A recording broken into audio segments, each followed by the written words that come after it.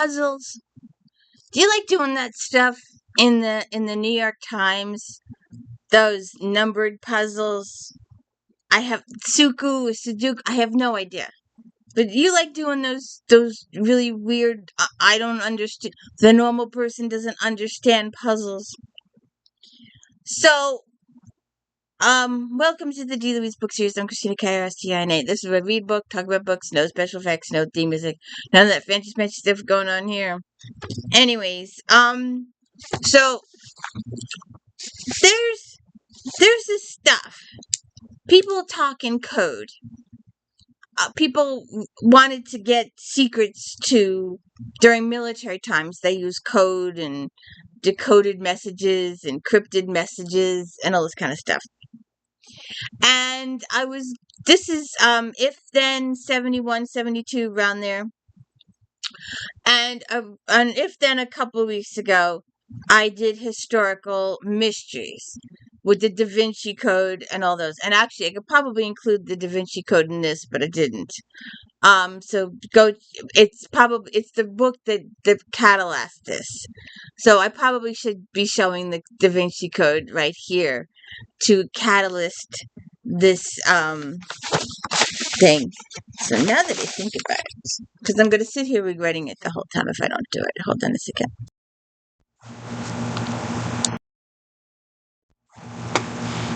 So, the book that sent me down this path, the Da Vinci Code. And it's an ingenious code hidden in the works of Leonardo da Vinci, a desperate race through the cathedrals and castles of Europe, an astonishing truth concealed for centuries, unveiled at last. So this doesn't have a synopsis on the back. I wonder if it has one inside. No. There's no, what this book is about inside. So that's just it. There. Okay. So this book had me doing the historicals that I did the other day. So please go check out that.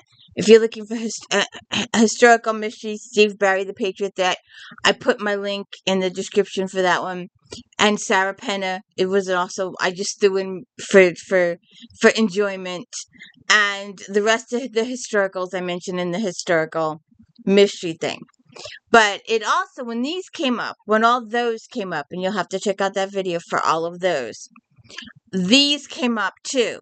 So I decided to split it into two separate videos. These are code, and these are eclectic. They go from little kid to adult. So this spans the spectrum here. Alright, so we're going to get the picture ones out of the way first. So these are cryptology. Alright, so the first one, put this down here because I know I forget. The Woman Who Smashed Codes by Jason Falgoum. In 1916, at the height of World War I, brilliant Shakespeare expert Elizabeth Smith went to work for an eccentric tycoon on his estate outside Chicago. The tycoon had close ties to the U.S. government, and he soon asked Elizabeth to apply her language skills to an exciting new venture, code breaking. There she met the man who would become her husband, groundbreaking cryptologist William Friedman.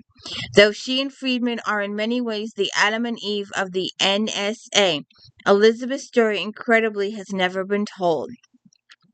In The Woman Who Smashed Codes, Jason Falgoum chronicles the life of his extraordinary woman who played an integral part in our nation's history 40 years after World War I. Smith used her talents to catch gangsters and smugglers during Prohibition, then accepted a covert mission to discover and expose Nazi spy rings that were spreading the wildfire across South Africa, advancing ever closer to the United States. As World War II raged, Elizabeth fought a highly classified battle of wits against Hitler's Reich, cracking multiple versions of the Enigma machine used by German spies. Meanwhile, inside an army vault in Washington, William worked furiously to break Purple, the Japanese version of Enigma, and eventually succeeded, at a terrible cost to his personal life.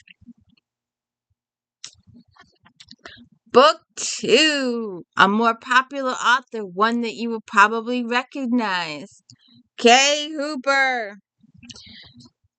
The Rafferty's Wife. Sarah Cavill, a beautiful, brilliant cryptographer with the uncanny ability to crack any code, but her most daunting challenge may be reading the true feelings of her new husband, Rafferty Lewis, the secretive federal agent to whom she's been assigned, sent on a perilous mission to a Caribbean nation teetering on the brink of revolution. The two must go undercover as husband and wife and make contact with a shadowy informant, passing cryptic messages that could trap a terrorist. Pilot, sharpshooter, and accomplished yachtsman, Rafferty prides himself on being the epitome of coolness under pressure. But in aftermath of a marital tragedy that exposed his vulnerable core, the prospect of pantomiming intimacy with a woman of Sarah's intoxicating allure has him unnerved, to say the least, that could prove deadly for both of them. So that's 2.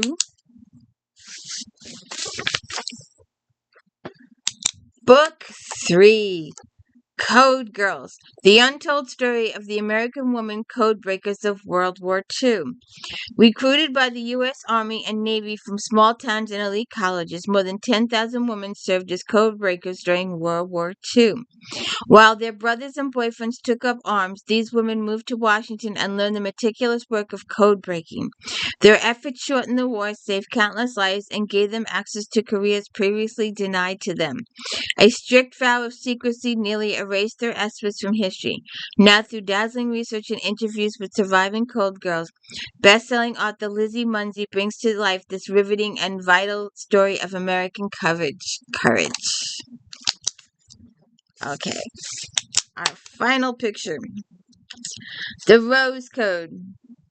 In 1940, and as England prepares to fight the Nazis, 3 very different women answer the call to a mysterious country estate, Bletchley Park, where the best minds in Britain try to break Germany's military codes. Vivacious debutante Ursula is the girl who has everything: beauty, wealth, and a dashing Prince Philip of Greece sending her roses, but she burns to prove herself as more as a society girl and put her fluent German to use as a translator of decoded enemy secrets. Imperious, self-made Mab, product of East End London poverty, works the legendary code-breaking machines as she conceals wounds and looks for socially advantaged husband. Both Ursula and Mab are quick to see the potential in local village spinster Beth, whose shyness concealed a brilliant facility with puzzles, and soon Beth spreads her wings as one of Park's female cryptologists. But war, loss, and impossible pressure of secrecy will tear the 3 apart. See what happens there. So we did those. Now, a little on the younger side, and a little on the American Indian side of things, too. They also talked in code. A group of Native Americans who used their complex and little-known language to communicate secretly during World War II. U.S. Marines who used their specialized skill at the Battle of Iwo Jima. The brave men who spoke an unbreakable code. They're so cute.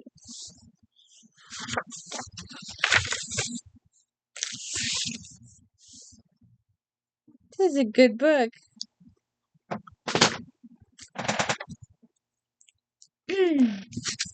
Code Talkers, the first and only memoir by one of the original Navajo code talkers of World War II.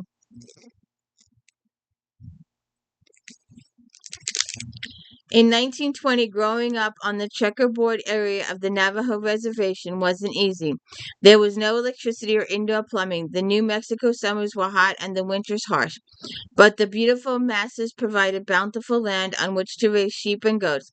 The Navajo celebrated their spiritual connection to nature. His name wasn't Chester Nez. That was the English name he assigned in kindergarten. And in boarding school at Fort Defiance, he was punished for speaking his native language. As the teachers sought to rid him of his culture and traditions. But discrimination didn't stop Chester from answering the call to defend his country after Pearl Harbor. For the Navajo have always been warriors, and his upbringing gave him the strength, both physical and mental, to excel as a Marine. During World War II, the Japanese had managed to crack every code the United States used. But when the Marines turned to the Navajo recruits to develop and implement a secret military language, they created the only unbroken code in modern warfare and helped assure victory for the United States over Japan.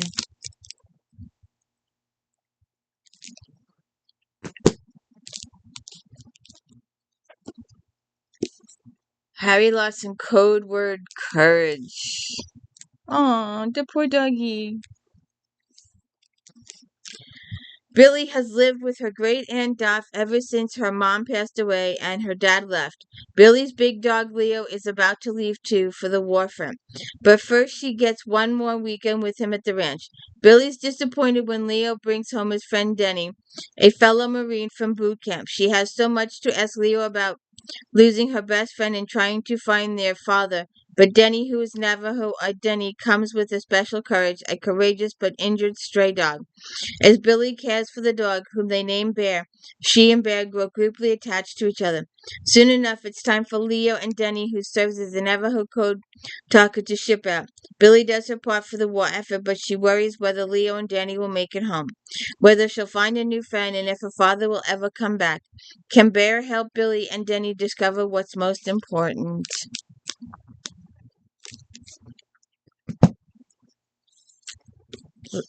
Jess Lurie, Mercy's Chase.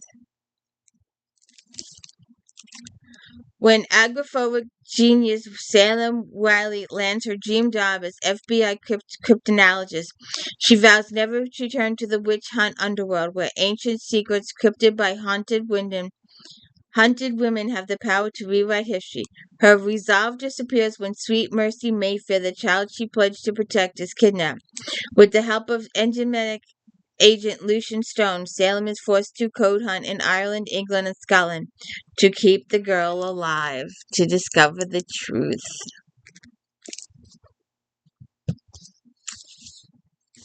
What an eclectic bunch of books. Portrait of Loyalty. Zivin Marin was one of Russia's top cryptographers until the October Revolution tore apart his world. Forced to flee England after speaking out against Lenin, Zivon is driven by growing anger and determined to offer the services to the Brits. But never far from his mind, his brother, whom Zivon fears died in a train crash that separated them. Lily Brackwell sees the world best through the lens of a camera and possesses unsurpassed skill when it comes to recreating photographs. With her father's connections in propaganda, she's recruited to the intelligence division, even though her mother would disapprove if she ever found out. After Captain Blackwell invites Sivan to dinner one evening, a friendship blooms between them and Lily that soon takes over their hearts. Both have secrets they're unwilling to share, and neither entirely sure that they can trust each other.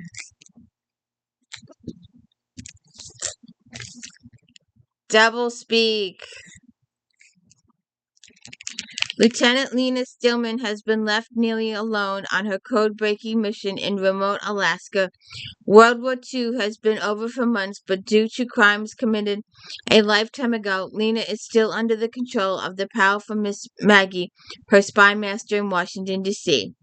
Shaken by her role in the disappearance of Corporal Link Hughes, Lena learns for an opportunity to redeem them both. Then she receives a shocking message containing Link's potential location, Siam.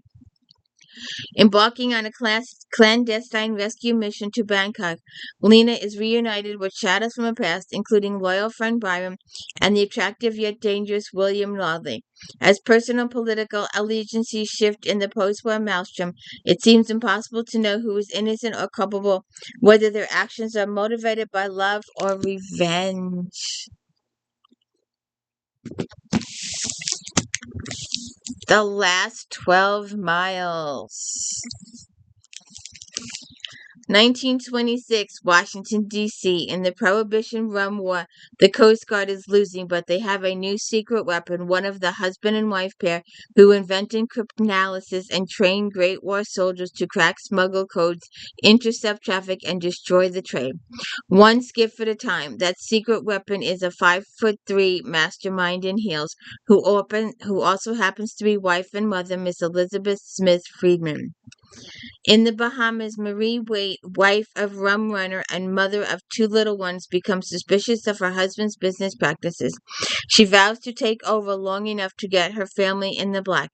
But what she didn't count on was the more sophisticated her operation grows, the more notice she draws from the feds. See what happens there. Oops. The Code Breaker's Secrets. 1943, as war in the Pacific rages on, Isabel Cooper and her codebreaker colleagues huddle in the dungeon at Station Hypo in Pearl Harbor, deciphering secrets plucked from the airwaves in a race to bring down the enemy. Isabel has only one wish: to avenge her brother's death, but she soon finds life has other plans when she meets her best friend, a hotshot pilot with secrets of his own.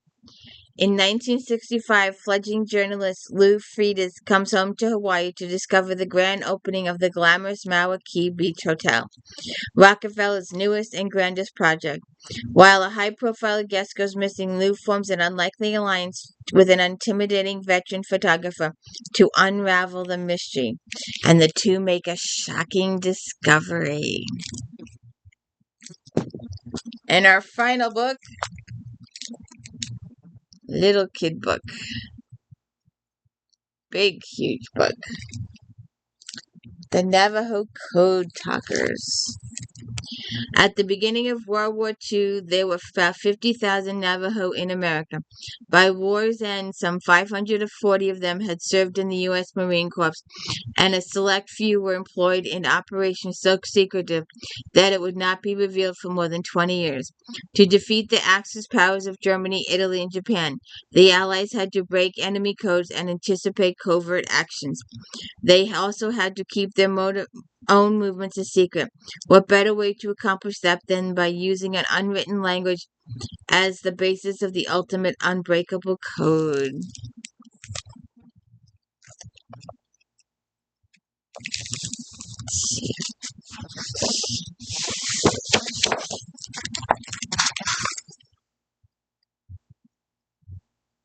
Interesting.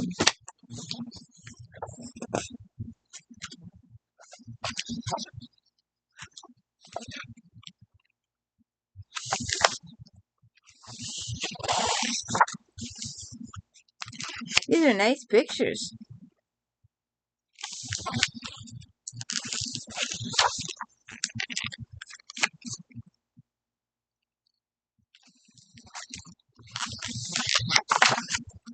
Makes me want to. Have you heard of the Trail of Tears? You know, there are times when you want to go back in history, like tell them to put more lifeboats on the Titanic, because you really shouldn't change history, but you could try to fix it a little bit. Tell them to put lifeboats on the Titanic. Tell people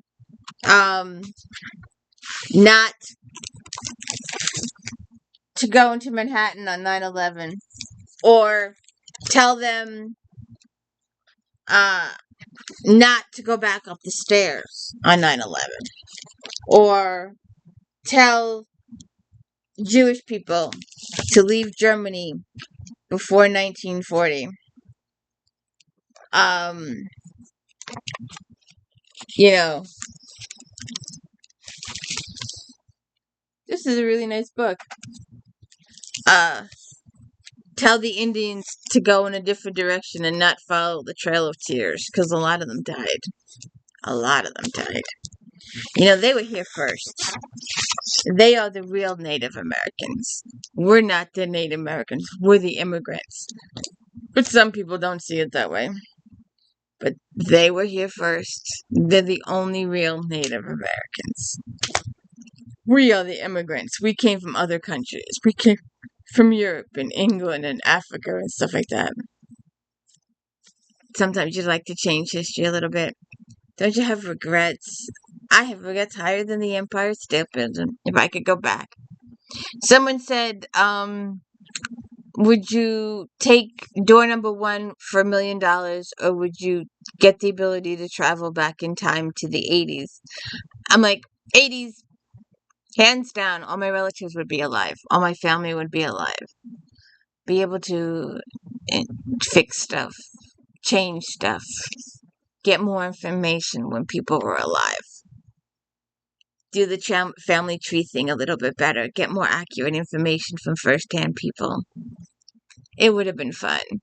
So I hope you enjoyed this code stuff. This was interesting. And so if you like those puzzles and stuff that they do in the New York Times, you could probably maybe challenge a code taker. We had a guy come speak about it a couple years ago. It was quite interesting. Have a good day.